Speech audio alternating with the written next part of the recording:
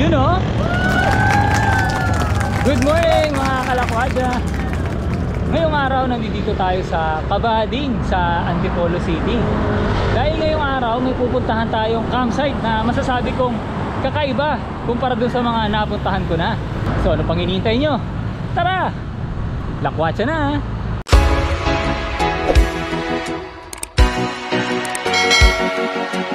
Approaching na tayo nung arko ng Upper Marikina. Ayan, kapag nakita nyo yung arko ng Upper Marikina River Basin Protected Landscape, kakaliwa tayo dyan.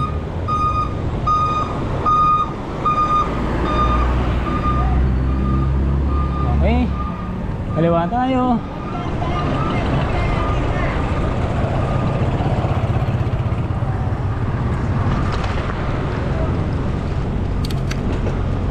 Ang pangalan pala ng pupuntahan natin ngayong araw ay Camp Treehouse Antipolo. Ito ay nag-umpisa noong 2011 bilang isang family vacation site lang, no? Tapos kalauna na pagdesisyonan na gawin na siyang campsite para ma-share din sa ibang turista yung ganda ng nasabing lugar. Mula dun sa arko, dire-diretso lang tayo, no? Susundan lang natin itong sementadong daan hanggang makarating tayo dun sa sementeryo. So ito na yung cemetery, no? Itong nakikita nyo sa harapan natin. Yan. Cemetery na yan, yung mataas na area na yan. Tapos ang gagawin natin, kakaliwa tayo. Dahil kapag dumiretso tayo, mapupunta tayo niya ng Kalawis. Yan. Dito tayo ngayon sa kaliwa, papunta tayo ng Heaven's Gate.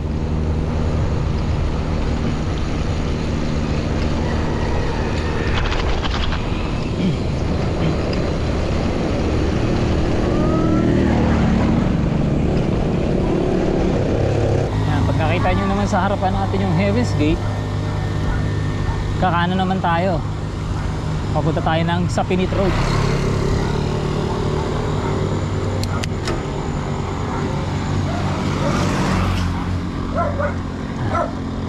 Tayo ay aahon. Tapos mula doon sa Heaven's Gate Memorial Garden, hahanapin natin dito sa kaliwa yung daan na may karatulog na nakalagay na CTH. Okay na nga, oh. Sa harapan natin nakalagay.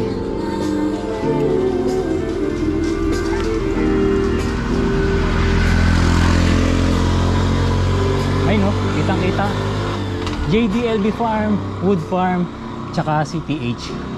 Ayan, so kakaliwa tayo dun.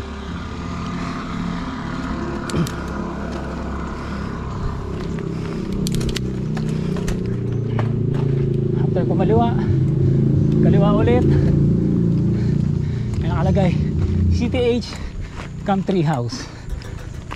Yan. Tapos rough road to na may habang 300 meters. Kaya naman to ng sedan base sa sinabi nung ibang nagpunta na dito. Sedan daw yung gamit nila, tapos kaya naman. Medyo paahon siya ng bahagya, pero hindi naman ganun katarik. Kaya naman padyakan.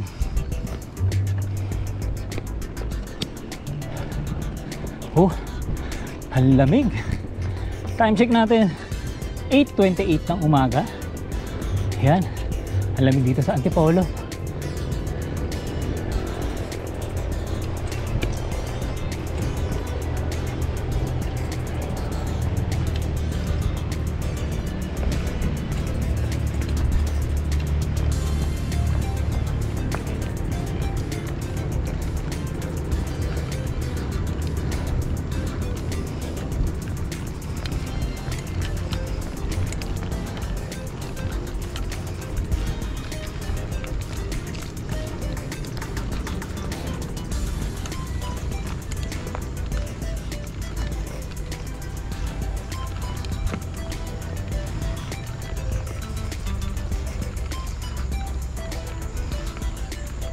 Yan, tapos approaching na tayo nung parking lot nila.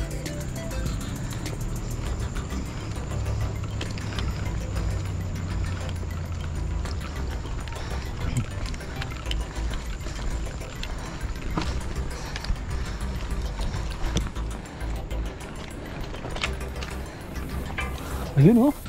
Ang ganda ng view sa harap. Laguna de Bay. Ganda. Okay, so ito na yung area ng ano, parking lot ng Camp Treehouse. Tapos ito na rin yung ano, yung Camp Treehouse, no. Ayan. So pahinga lang tayo saglit. Tapos maya maya akyat tayo. Okay, so sa ngayon nandito na ako sa ano, sa mismong treehouse, no. Ito yung ipinagmamalaki nitong campsite na to. Yan, ngayon papasukin natin yung treehouse.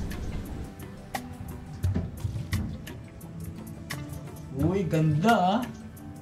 Ganda. So pagpasok mo ng pinto, ito agad yung bubungad sa'yo, no? Yung mismong katawan or yung trunk ng puno. Ayan, ang ganda.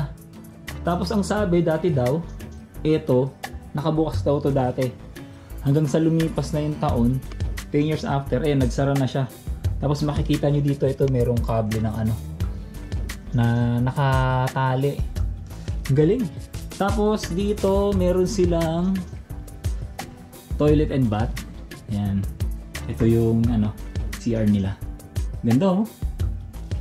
Diba? Tapos ito yung shower. Ayan, meron na din yung shampoo. Ayan oh. Ganda, ang linis. Sa likod naman ng puno, yung trunk ng puno, ayan, meron dito silang living area. Ayan, tapos meron silang dito smart TV. Ayan, pwede nyo i-connect sa wifi yan. Tapos ayan, mga sofa, no? Para sa bonding ng family. Tapos ito, meron sila dito radio. So in case na may kailangan kayo sa mga staff, magre-radio lang kayo. Dito naman sa kabilang side, ito meron sila ditong tingin ko, telescope. Yan, meron din sila ditong lamesa.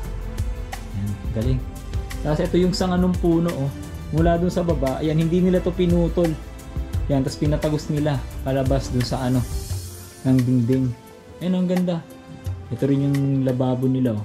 Maganda rin. Ayan, tapos may electric kettle din sila dito. May mini refrigerator din. Ayan. Tapos meron na rin silang water dispenser. Ganda. Pananong panal dito. Tapos tignan nyo yung view sa labas oh. Ayan oh. Habang nagsiset up kayo ng pagkain, ang ganda ng view. Makikita nyo dito yung ano, yung NCR. Ayan. Ito yung Makati area eh. Ganda. Try naman natin umakyat sa taas para tignan natin kung anong meron dito. Uy, ang ganda. Ayan. Meron sila ditong tatlong sofa bed na 2 taong pwede dito. So 2, 4, 6. Yan. Ganda oh. Tapos dito, ayan, meron din sila ditong kama. Meron na ring provided na towel. Pandalawang tao din to. Tapos yan, meron din silang mosquito net or kulambo. Tapos meron silang inverter na aircon. 3 horsepower. Kaya pag sinindihan mo daw yan, talagang napakalamig dito sa loob ng ng Camp Treehouse. Ayan oh. Meron sila dito yung tower fan. Kagabi daw may natulog dito pero hindi na sinindihan yung aircon, gawa nga ng malamig yung klima dito sa Antipolo. Napapalibutan kasi ito talaga ng malalaking puno. Tapos sa umaga pagising mo, ayan oh, matatanaw mo ang ganda ng view. Ayan oh. Ganda. Dito pala sa treehouse, ang kakasya ditong tao ay 8 tao lang, no? Tapos yung iba, kung halimbawa marami kayo, meron pa silang ibang lugar na pwede kayong magstay. Puntahan natin. Sa tabi ng treehouse, ito yung tinatawag naman nila na White House. Ito daw ay kayang mag-accommodate ng 12 tao, pero sa ngayon ay hindi natin siya mapapasok gawa ng merong tao sa loob, no? May nag-occupy sa loob. Tapos sa baba niyan, nandoon yung mga kitchen nila. Tara, puntahan natin. So ito naman yung kitchen area nung treehouse. Yan. So mula dun sa taas, yan, pagbaba nyo dito, dito lang allowed na magluto ng pagkain. So andito naman tayo ngayon sa pool area na kung saan may makikita kayo ditong, ayan, lamesa. Tapos meron na silang umbrella na sinet up. Yan. Tapos meron din ditong lamesa tsaka mga upuan. Ito gawa lang to sa plastic, pero dahil nga meron siyang mga foam, komportable mo po dyan. Tapos kung halimbawa maaraw, gusto nyo ng payong, eto may naka ready na, so bubuksan na lang yan. Tapos meron silang ditong ano, heater. Ito yung heater nila. Kasi sa gabi, malamig nga dito sa Antipolo, no? Actually ngayon lang malamig na rin, kahit ano na 11:30 na ng umaga, malamig pa rin dito. Tapos ito yung video okay area nila. Yan, may naka-setup na rin na table, may mga upuan na din. Ayun yung video okay, no? Tapos sa gilid nun, nandun din yung toilet nila. Tara, tignan natin. So ito yung toilet nila, check natin. Uy, maganda, malinis. Yun. So ang ganda nung interior design ng CR nila. Tingnan natin kung may tubig. Yun, may tubig. Siyempre meron din yung bidet. Yun, may tubig din. Siyempre meron din siyang urinal para sa mga kalalakihan. Ganda, malinis. At ito naman yung swimming pool nila. Bale, itong swimming pool ay may lalim na 4 feet. Yan, pantay lang yan. 4 feet. Tapos ito yung jacuzzi nila. Ayan. Tapos, ang maganda dyan, itong jacuzzi, pwede siyang mainit, pwede rin siyang malamig. Pero itong swimming pool, malamig lang yan. Hindi siya umiinit, no? Tapos dito sa likod ng jacuzzi, yan, meron din sila ditong pantry. Yan. Yung iba, pag nagbubuffet daw, naghahanda ng pagkain. Dito nila siniset up yung mga pagkain. Dito na rin nagluluto. Tapos nasa ilalim niya yung, ano, yung gas stove. Yan, meron din sila ditong oven. Diba? Yan. May lababo na din, may refrigerator, diba? Ayan, ang mga lutuan. Tapos, griller. Yan. Diba? At ang isa pa sa maganda, meron sila ditong old school na pugon. Ayan oh, ang ganda. O diba? Yung ibang bisita raw, kapag napupunta dito, gumagawa sila ng pizza, tapos dito na sila nagluluto. At ito pa ang isa sa maganda. Etong pugon na to, kung makikita nyo to, copper tubing daw to. Tapos yung tubig, pag uminit, dumadaan dito yung tubig. Ngayon yung mainit na tubig, magta-transfer yan sa ilalim, papunta doon sa jacuzzi. Ang galing no? So habang nagluluto ka dito, nagagamit mo yung init nito, di ba? Dito siya sisindihan sa ilalim, kahoy. Tapos habang umiinit, yung tubig dito, nagta-transfer naman siya doon sa jacuzzi. Ang galing no idea no? At least kahit paano tipid sa kuryente. Hindi tulad ng iba na talagang kuryente ang ginagamit nila. Dito old school pero ang galing. Galing lang ng idea. Wala akong masabi. Tapos ito rin yung shower room dito sa gilid ng ano, ng swimming pool. Ayan. Linis din. Tsaka dito din pala sa CTH. Minsan kapag gabi meron din dito nagla-live band o acoustic live band. Paminsan-minsan dito daw sila nakapwesto. Pwede rin naman daw doon. Ayan. Ganda no? Tapos ang isa pa sa maganda rito, nag-o-offer din sila ng massage no. So kung halimbawa gusto niyo mag-relax, magsabi lang kayo tapos mayroong masahista na pupunta sa inyo para doon sa service na 'yon. So ito naman yung isa sa accommodation na pwedeng mag-accommodate ng 20 tao. Tara, tingnan natin.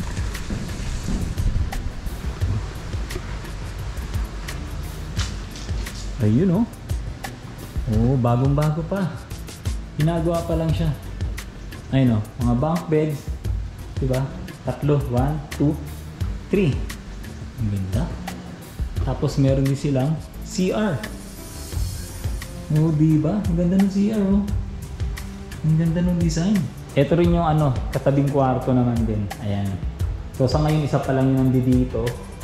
Mukhang lalagyan pa nila ng panibago dito. Kasi nga ito daw ay bago pa lang daw na accommodation dito sa Camp Treehouse. Ayun no, pati yung CR, ang ganda din. Diba? Oh, ang ganda. Ito naman yung area na kung saan pwede kayong magsindi ng bonfire. Ayan. Ang kagandahan dito sa ganitong setup ng bonfire, nasa loob lang yung kahoy, no? Kaya safe na safe, hindi siya lalagpas. Yung mga baga hindi tatalsik palabas, no? Tapos dito sa gilid, yan, pwede kayong mag-setup dito ng tent. Siguro, depende sa laki na lang ng tent kung anong isi-setup niyo. Siguro kung pang family, siguro mga 1, 2, 3. Parang ganon. Siguro kung solo, mas marami. Ganda oh. Tapos yan, nakikita nyo dito yung view. Ano?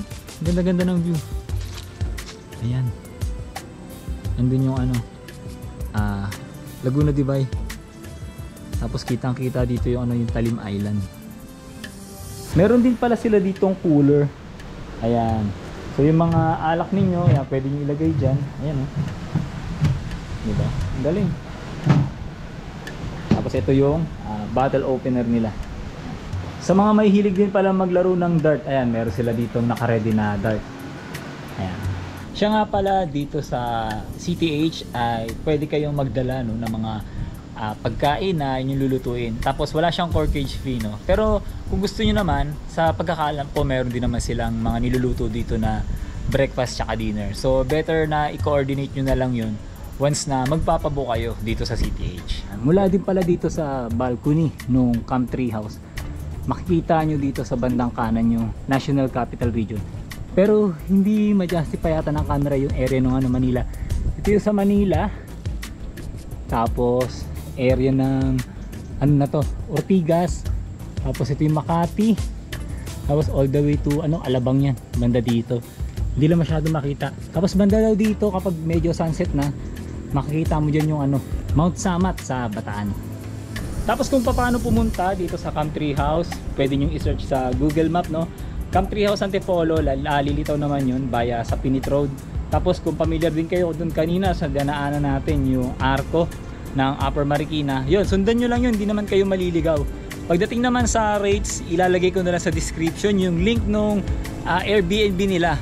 Tapos yung mga nakita nyo kanina na mga accommodation, di ba meron silang tatlo, yung Camp Treehouse, yung White House, saka yung isa pa, yung good for 20 packs na hindi pa nila pinapangalanan kasi nga bago pa. Magkakaroon pa daw ng iba pang dagdag na accommodation dito sa Camp Treehouse. Siguro magdadagdag pa sila ng mga tatlo yata na treehouse kung di ako nagkakamali ganyan na sinabi nung owner. So may rason para balikan natin itong Camp Treehouse, no? Tsaka maganda to para sa mga wedding, birthday, tsaka lalo na sa mga team building kasi malaki yung lugar at panigurado mag-i-enjoy kayo dito. Kasi usually sa mga campsite na napupuntahan natin, mga tabing ilog, no? Open area, tent pitching, dito pwede ka mag tent pitching pero syempre ang pangmalakasan nila dito, eto ang treehouse na to. Kaya sa mga nagbabalak pumunta, check nyo yung description. Hindi sila tumatanggap ng day tour at exclusive booking lang ang meron ng campsite na to, wala silang walk-in. So bago pumunta, magpa-reserve muna kayo.